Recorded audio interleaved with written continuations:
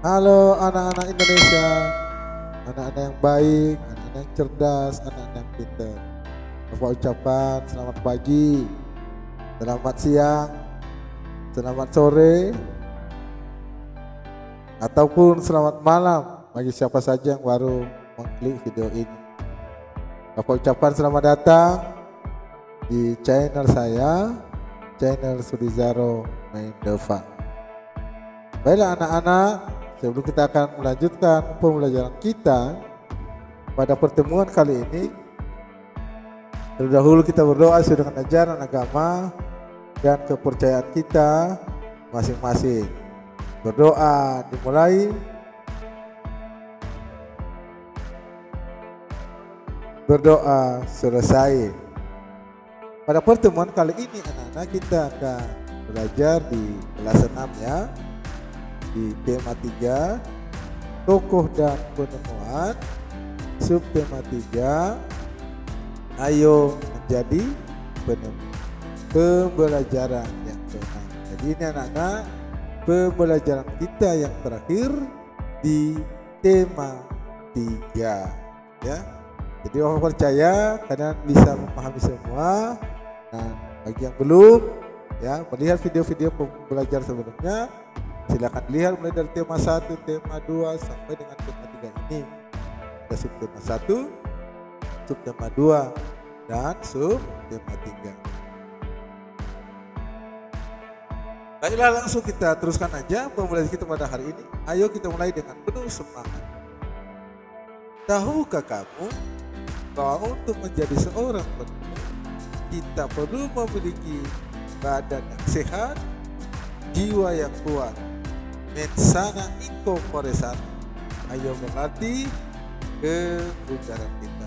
Mensana incorpore sano itu anak-anak artinya badan yang sehat terdapat jiwa yang sehat.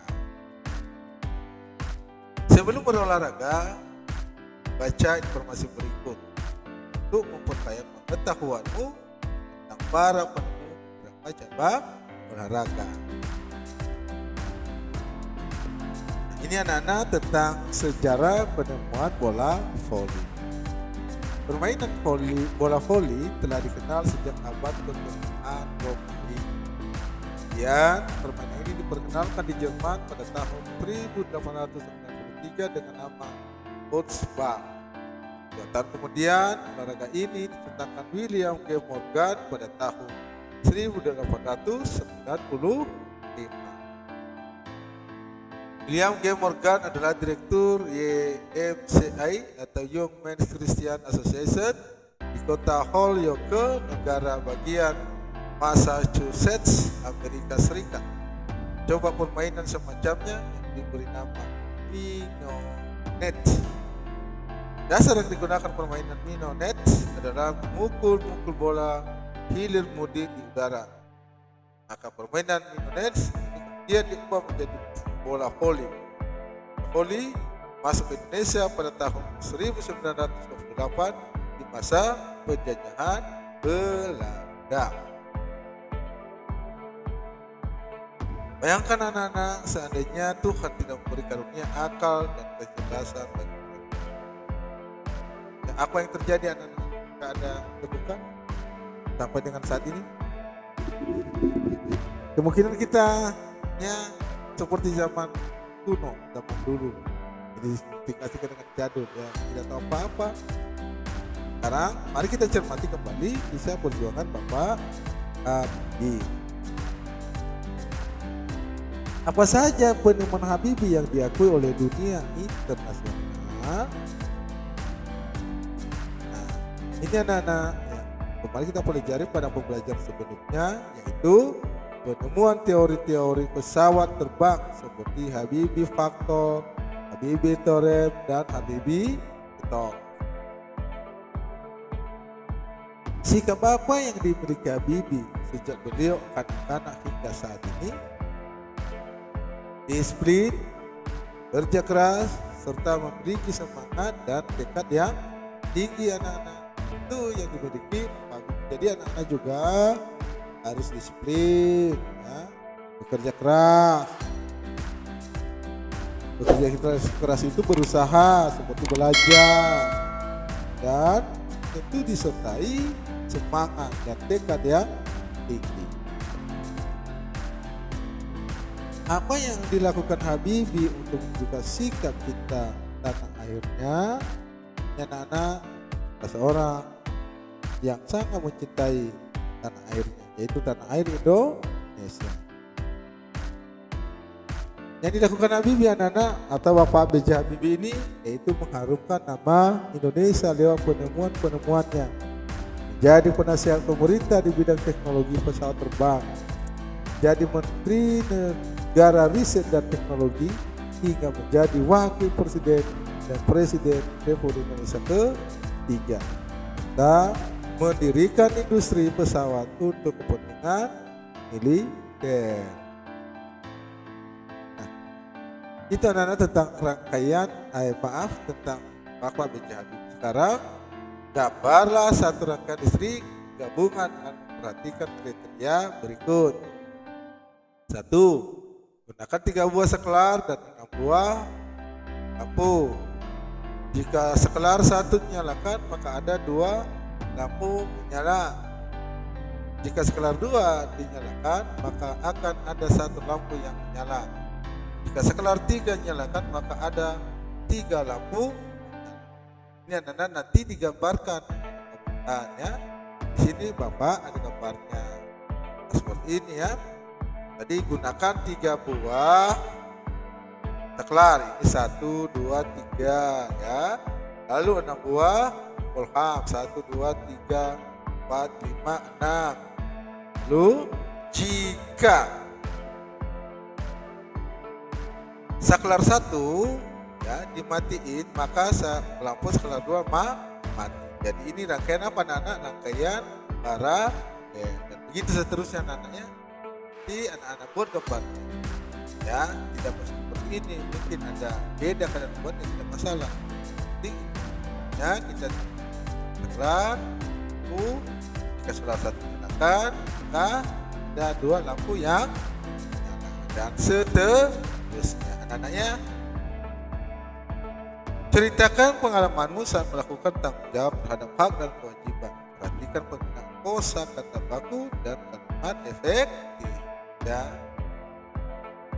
Mari anak-anak, saya coba menceritakan ya.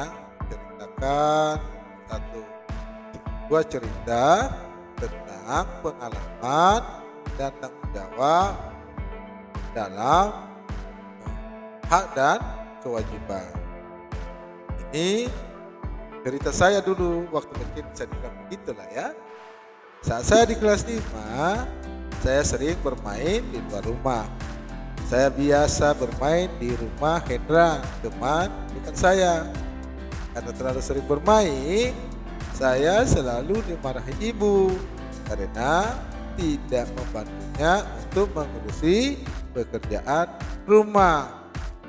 Uang saku saya juga dikurangi oleh ibu. Nah ini anak-anak ya, dirasakan saya pada waktu itu, yaitu dimarahi ibu dan uang saku saya dikurangi. Karena kenapa? Saya main terus ya, terlalu sering bermain. Jadi tidak ada lagi waktu untuk membantu ibu di rumah. Karena itu saya mengurangi waktu bermain saya, maaf karena ada yang kurang huruf, dan membantu ibu di rumah melakukan pekerjaan ringan. Nah, melakukan pekerjaan ringan itu kan anak-anak mungkin menyapu, cuci piring, ya, mungkin bantu ibu memasak, ya dan lain sebagainya. Saya awalnya melakukan itu untuk mendapat uang jajan yang utuh. Nah, karena dikurangi jajan saya, awalnya saya ya melakukan itu agar wajar dan terima utuh. Namun karena pengalaman ini saya menjadi mengerti bahwa hak dan kewajiban harus dikerjakan dengan tanggung jawab agar seimbang. Jadi ini anak-anak, jadi kita itu punya tanggung jawab ya, dan kita juga punya hak. Nah, tanggung jawab kita tadi yaitu belajar, membantu orang tua, dan apa yang kita dapatkan? Uang jajan. Jadi itu harus ada keseimbangan. Kamu telah mengenal berbagai penemuan. Penemuan tersebut mempunyai pengaruh terhadap berbagai aspek dalam kehidupan kita anak-anaknya. Ini penemuan, ini ada pengaruh sosial. Ya, di sini coba Bapak buat ya penemuan lampu. Di bidang sosial apa? Sebagai penerangan ketika berkumpul. Di bidang ekonomi, mendukung jual beli, kegiatan jual beli ketika malam hari. Pendidikan sebagai penerangan ketika belajar. Budaya, manusia biasa beraktivitas malam hari seperti menggelar pertunjukan. Nah, penemuan roda di bidang sosial sebagai pendukung transportasi ketika ingin bertemu orang lain. Di bidang ekonomi sebagai pendukung transportasi ketika ingin ke pusat perbelanjaan. Ya. Di bidang pendidikan sebagai pendukung transportasi ketika berangkat dan pulang sekolah. Bidang budaya, manusia lebih cepat sampai tujuan. Manusia malas berjalan kaki. Ya, nah ini yang susah. Kalau malas berjalan kaki itu berarti tidak mau sehat ini ya. Jadi diusahakan anak juga berolahraga. Penemuan televisi ya, di bidang sosial sebagai media hiburan ketika berkumpul. Ekonomi menjadi media periklanan ya, seperti iklan-iklannya yang kalian lihat sekarang anak di televisi ya, sebagai sumber informasi tentang ekonomi ya. Bapak sudah pernah ungkapkan kemarin, sudah pernah saya bahas ya, kita bahas sebelumnya tentang informasi tentang ekonomi di televisi. Contohnya harga bawang di Medan hari ini 50.000, lalu harga di Jawa Timur 100, maka orang berlomba-lomba membawanya ke Jawa Timur agar apa? Agar mendapat harga yang mahal. Nah, seperti itu fungsinya ya di bidang ekonomi. Nah, di bidang pendidikan manfaat televisi adalah mendapat ilmu tambahan. Contoh kalau kalian menonton televisi, kalian lihat berita, kalian lihat dunia ya, dan memperluas wawasan. Untuk budaya sebagai media untuk mempublikasikan budaya suatu daerah. Nah, seperti ada di televisi kita lihat barongsai ya, ada baju-baju adat baik dari Sumatera sampai ke Papua anak-anaknya. Nah, itu penggunaan televisi atau televisi di bidang budaya atau pengaruhnya ya. Demikian anak-anak pembelajaran kita pada pertemuan kali ini. Sebelum kita akan berpisah, mari kita berdoa sesuai dengan ajaran agama dan kepercayaan kita masing-masing. Berdoa dimulai, berdoa selesai. Nah, Bapak terus mengingatkan kita semua untuk kita terus melaksanakan prokes 3M atau protokol kesehatan 3M, yaitu mencuci tangan dengan sabun di air yang mengalir, memakai masker, dan menjaga jarak. Terima kasih anak-anak, semoga bermanfaat.